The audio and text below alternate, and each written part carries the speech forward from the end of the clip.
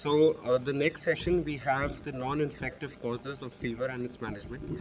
For this session, I would like to invite Dr. Anuragi, Dr. Shivani Bansal, and Dr. Snehalata Verma to chair the session.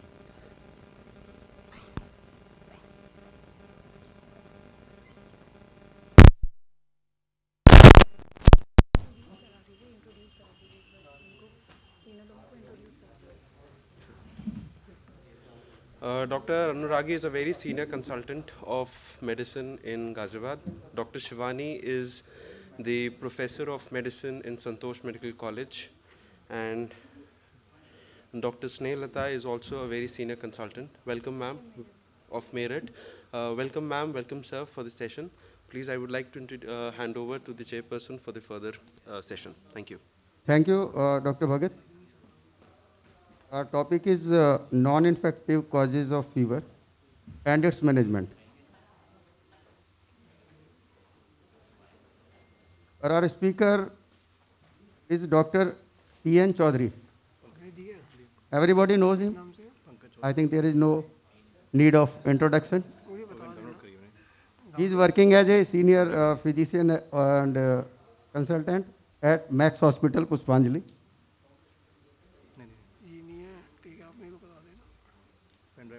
Now I will request.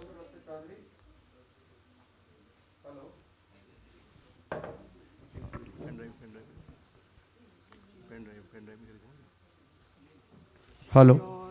Now I will request to Dr. Chaudhary to start his speech. Dr. P.N. Chaudhary.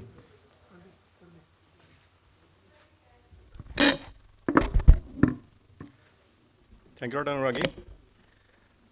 हम लोग बात कर रहे थे पहले के regarding CRP and everything. Just एक छोटा सा कमेंट,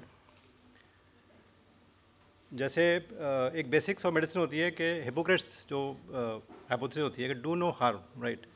तो कोविड टाइम में बहुत देखा था हमने कि पेशेंट आ रहे हैं CRP रिपोर्ट लेके 150, 160, 200, डी डायमर रिपोर्ट लेके आ रहे हैं। Young patients coming to clinic setting में ओपीडी रिकवर हो गए हैं, IL-6 थाउजेंड्स में लेके आ रहे हैं रिपोर्ट, और पैनिक है सर।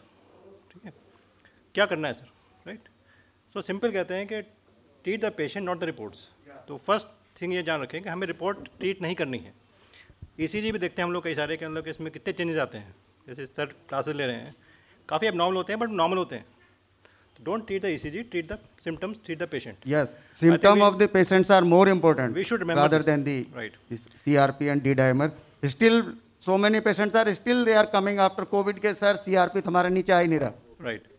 So थोड़ा सा इनको बैठ के बात करनी है, थोड़ा सा काउंसिल करनी है इनको, and I think everything would be fine. वरना वो जैसे बोल रहे हैं फिजिशियन शॉपिंग, वो आपके सेटिस्फाइड नहीं होंगे तो दूसरी डॉक्टर पंकज के पास चले जाएंगे और चावले पास चले जाएंगे कि बताइए क्या करना है हमको, राइट।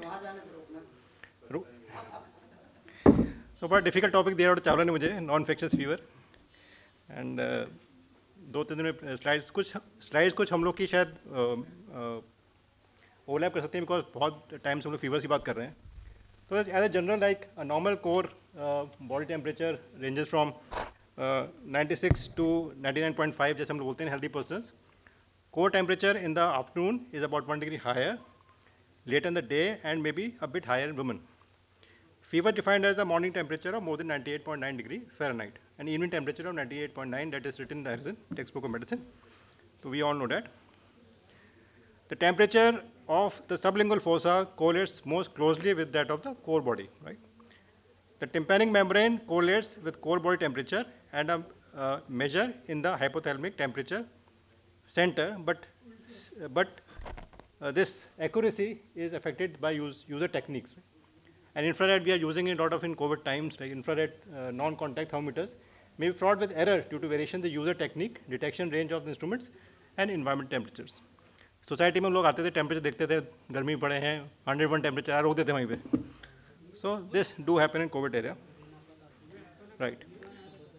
सो डॉक्टर पंकज से मैंने सीखा है कि जब भी आप कुछ केस करें या पोस्ट ग्रेजुएट करें तो एक केस से लेके चलें। तो मैंने एक केस बनाया, actually this real case. This patient 35 years female came to my OPD. She had no comorbidities. She is suffering from fever for last 3 weeks.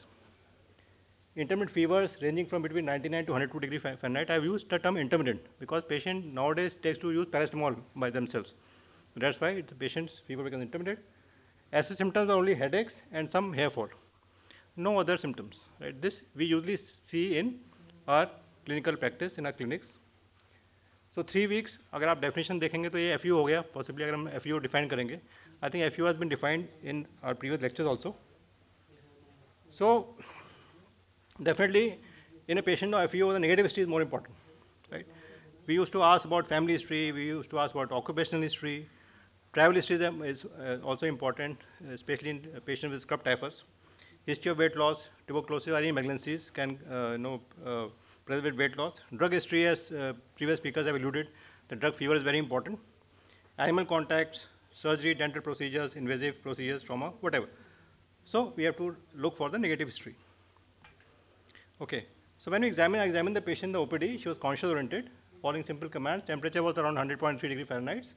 Pulse was around 104, BP normal, respiratory was normal, SpO2 was around 97%.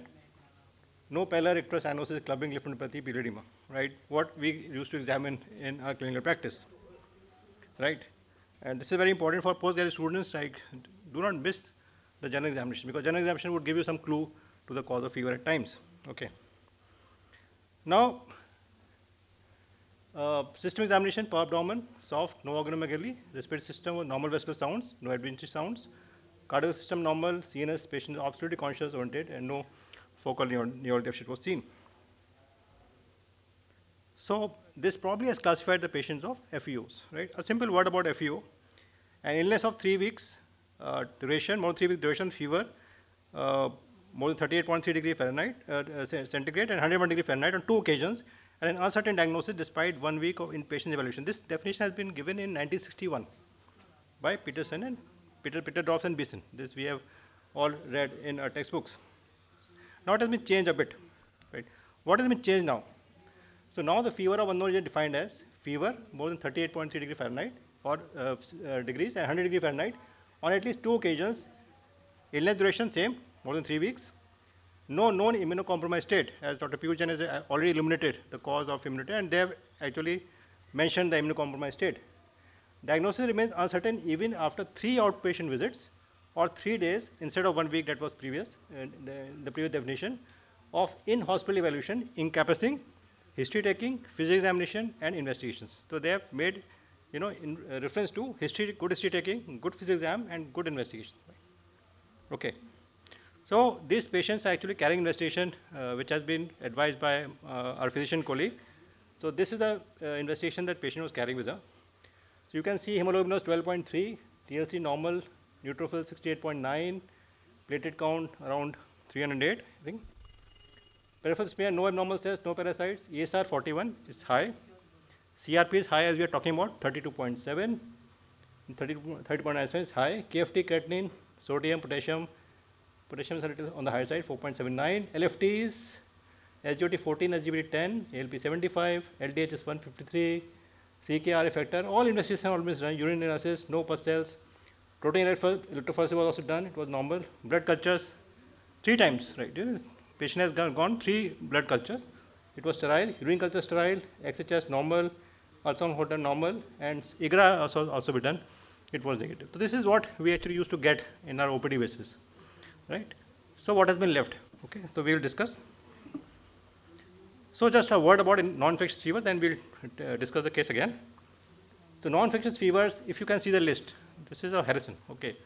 So I felt giddy when you see the battery of diagnosis. So I felt normal when I saw the bottom line. Okay, this is the cause of fevers, which is there in the literature. Okay, so I thank God. Okay, this has been literature. So everything has been written in it. So don't go in detail because we don't see rare cause of fever. But we all know that infectious causes are more common.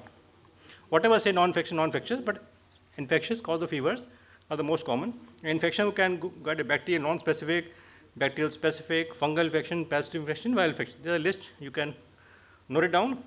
Non-infectious fevers we have systemic, rheumatic, and autoimmune diseases. We can have vasculitis. We can have granulomatous diseases like idiopathic granulomatous hepatitis or sarcoidosis, and we have autoimmune inflammatory syndromes like Ehlers-Danlos disease, Becher syndrome, whatever. There are huge list of autoimmune syndromes. Then neoplasm, as previous speakers told about, the hematological malignancies like lymphomas, leukemias, solid tumors. Most solid tumors are in metastasis may cause fever. That we should understand. Those most commonly causing FU are breast, colon, hepatocellular, lung, pancreatic, and renal cell carcinoma. RCC, sometimes patient with fevers. Benign tumors like hemangiomas or liver, craniopharyngiomas. Miscellaneous causes, huge list of miscellaneous causes like ADM, adrenal insufficiencies, thyroiditis, huge list. And one I think want to mention is Kikuchi disease. Sometimes we come across Kikuchi disease, Kikuchi Fujimoto disease, that we have diagnosed 2 or 3 cases. The patient presented with lymphadenopathy, fever, leukopenia, and mostly they are female, and they might be associated with SLE also at times. There is an important diagnosis of fever of unknown origin, and treatment is supported because it's a self-limiting disorder. Then we have thermoelectric disorders like central causes like brain tumors, CVAs, encephalitis. Then we can have peripheral causes like exercise-induced hypothermia, hyperthyroidism, pheochromocytoma. They can also come with fever. So this table includes all causes of FeO that have been described in literature. So that is the most satisfying, bottom line, because you may not, remember all these things, but yes, it is there in the literature. So just as I've summarized, in few which are being commonly seen in clinical practice. So infection definitely 20-30%, 20-40% still infectious. Could be bacterial like abdominal pelvic abscesses, dental abscesses, endocarditis, sinusitis. Could be tuberculosis, especially extrapulmonary disseminated. We have viral like CMV, Epstein-Barr virus. Malignancy 20-30%. Colorectal cancer, leukemia, lymphomas. Non-infectious inflammatory diseases 10-30%. We have CTDs, adult onset still's disease, rheumatoid arthritis, SLEs, granular disease like Crohn's disease, sarcoidosis, vasculitis syndrome like giant cell arthritis, which is very common in elderly population, polymyalgia rheumatica or temporal arthritis. We have miscellaneous causes as drug fever, factitious fever, Dr. Prahlad Chawla has alluded, thromboembolic disease and thyroiditis. These are the common causes of non-infectious cause of fevers that we remember that we commonly see in clinical practice at times. So just a few approach. Dr. Prahlad Chawla said just a brief of some common things like. So I made it just brief so that you can understand. The inflammatory causes like CTDs, vasculitis, and Crohn's diseases. The most common are giant cell temporal arthritis, adult still's disease, and juvenile rheumatoid arthritis. Less common, SLE, periarthritis nodosa or microscopic polyangiitis, rheumatoid arthritis, and the least common are antiphospholipid syndromes, gout, Behçet disease, sarcoidosis, Felty syndrome, Takayuki arthritis, and Kikuchi disease. Kikuchi disease I have mentioned already. What are the diagnostic clues, right? So you have to look for headaches, jaw claudication, and visual disturbances in case of giant cell temporal arthritis. Symmetrical pain and stiffness of lumbar spine and large proximal muscles, like neck, shoulders, hips, thighs, polymyalgia rheumatica. High spiking fevers, non-pruritic mobiliform rashes that follows a fever, arthralgias, lymphadenopathy, would suspect adult onset still's disease. Facial rest, SLE, right lower quadrant pain, diarrhea, Crohn's disease. Erythema nodosum, painful nodules on shins, idiopathic erythema nodosum, mid-cell cause fever, for example, in case can be there in sarcoidosis, Crohn's disease, ulcerative colitis, and Behçet's disease. Malignant and neoplastic causes, most common lymphoma and RCC. Renal cell carcinoma, I've seen few patients who come with fever only, and then we diagnose renal cell carcinomas. Less common are myeloproliferative disorders, acute myeloid leukemia. Least common are multiple myelomas, breast, liver, pancreatic, colon cancers. Just 5 minutes time. Atrial myxomas, metastasis to brain, liver, and malignant histiocytosis. Diagnostic clues, palpabsent fever and Hodgkin disease, like week-long fevers with week-long remissions. It's very important. Lymphadenopathy, painless, like lymphoma and leukemias. Weight loss, anorexia, itching after a hot bath, lymphomas. Erythema nodosum, painful nodules on shins, lymphoma. So these are the diagnostic clues that we should look for. Miscellaneous causes, most common cirrhosis. Cirrhosis sometimes comes with fever, and we are just investigating a lot. But actually, this is due to portal endoxemia, and drug fever is also very important. Less common like thyroiditis. Dr. Pankaj is there; he would know better. That thyroiditis sometimes present with fever. Crohn's disease. Least common pulmonary emboli. This hypothalamic syndromes, familial periodic fever syndromes, notably factitious fever. In those experienced with the healthcare fields, factitious fevers.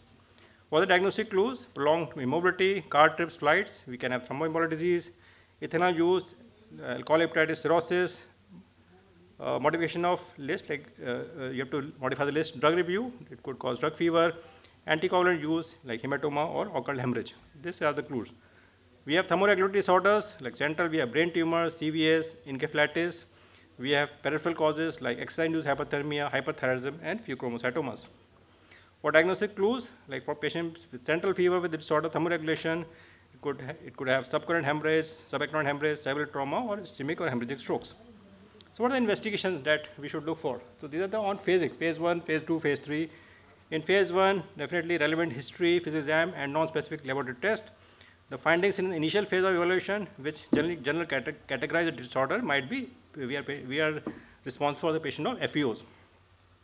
In a study titled Fever of Unknown Origin, discrimination between insidious, infectious, and non-infectious causes by Stamatis et al. I think that been discussed in the previous lecture, that how you can differentiate between the markers like CRP that we are talking about. So this is a very important clue to that. So CRP, eosinophils, and ferritin, these two markers you just look for.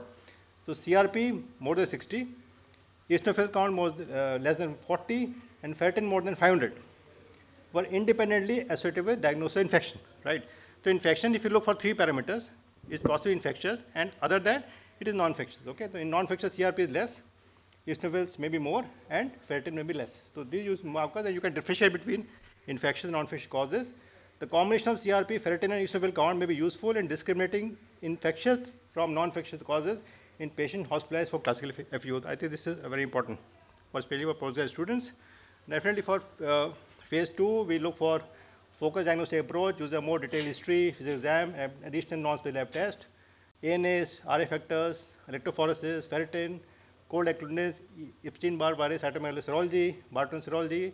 If a non-liver enzyme test results, then you have HIV serology. Then SLE, we look for DNA, anti-spike antibodies, malignancy, uric acid, LDH, lab, beta-2 microglobulin, in subacute thyroiditis, thyroid function test, and thyroid antibodies, heart murmurs. If it's there, then look for transthoracic and transesophageal echocardiography. Okay. Phase 3, definite diagnostic test in conducting the final phase. The disorders not diagnosed at the point are uncommon cause of FEO, invasive diagnostic testing, or tissue biopsy is required. Lymph node biopsy is the most frequent invasive test. If bone marrow involved, is likely bone marrow biopsy and cultures may be diagnostic. So this is we can do if we could find any tissue from liver, from lymph node, from bone marrow, from exploratory laboratory is allowed. We don't go for laparoscopy, but in the previous text has been mentioned that if fever is not known, you can go for exploratory laparoscopy. Not more you because other like PET CT and everything has evolved. So this senior physician is asking about do PET CT or do CT scan.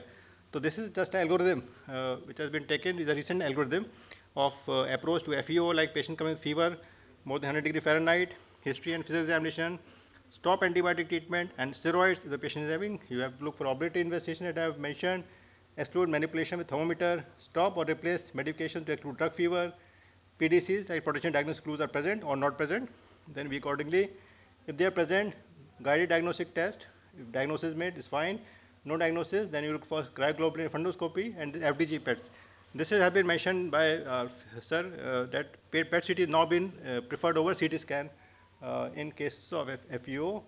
Then if it is normal, right, then we have to look for, take repeat history and physical examination. If no diagnosis is done, then definitely we look for chest CT and abdomen. If diagnosis then is fine, no diagnosis, patient is stable, follow up for new PDCs or consider NSAID treatment because these patients are usually benign.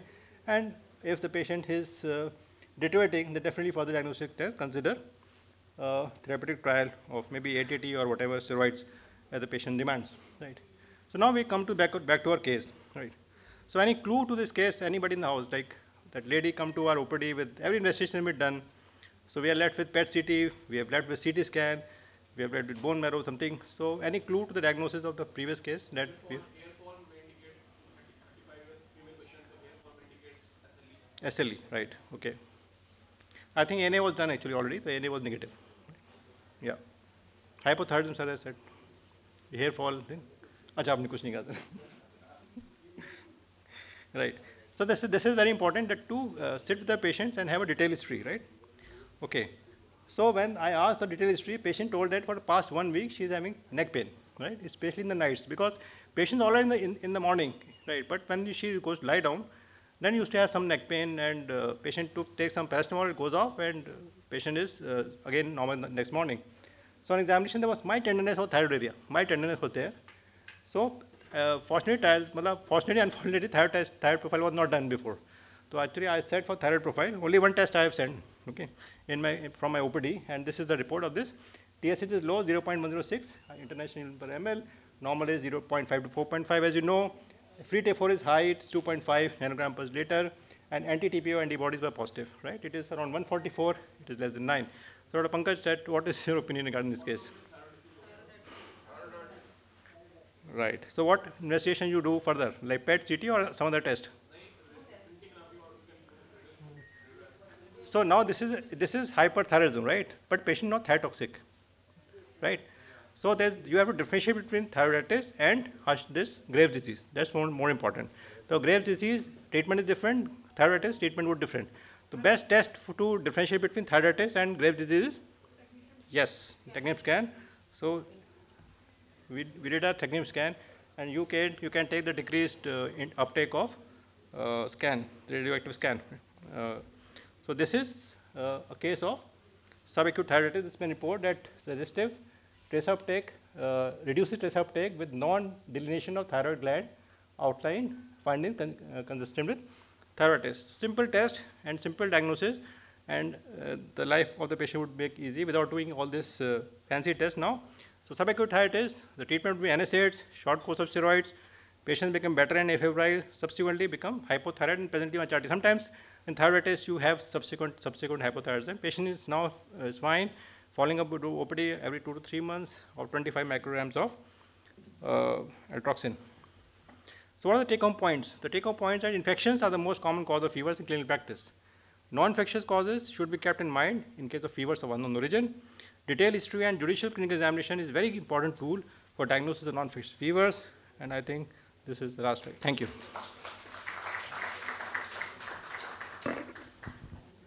Thank you, Dr. Pankaj sir, for such a nice deliberation.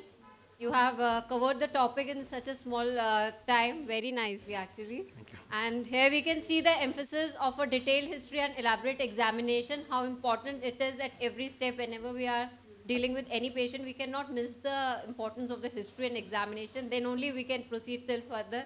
Like sir has been able to conclude to come to able to be to diagnose the case as a case of thyroiditis. Thank you, sir. Any questions? CRP, eosinophils, and ferritin. If the CRP is high, more than 60, ferritin is high, more than 500, and eosinophil is less than 40, you would suspect infectious fevers. Infectious fevers, yes. Infectious. Yeah, all three. All three parameters, yeah. Basically, CRP and ferritin are acute phase reactant, and we have seen many cases in the COVID patient, and they are highly raised. And whenever patient is in a resolving phase and improving, then they having shown a decreasing trend. Eosinophils is less than 40, yeah. And Dr. If it is more than 40, then you would, it's non-infectious. Yeah. I think any question from the audience?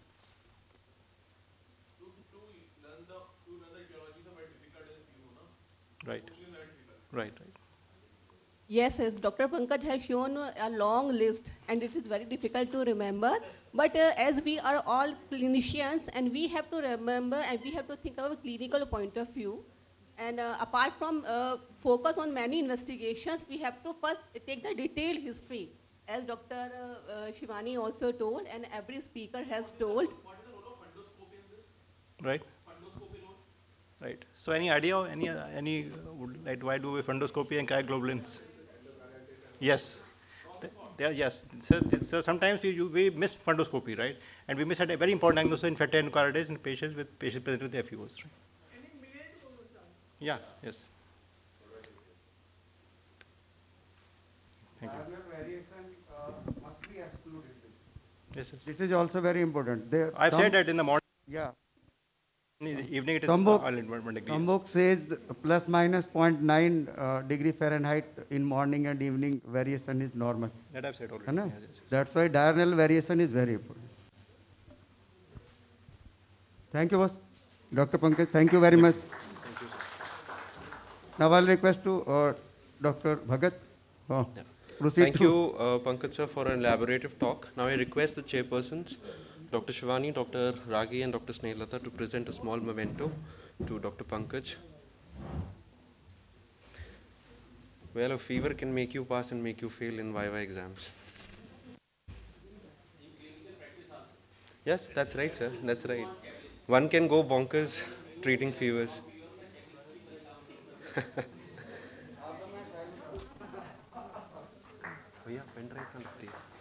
Thank you very much.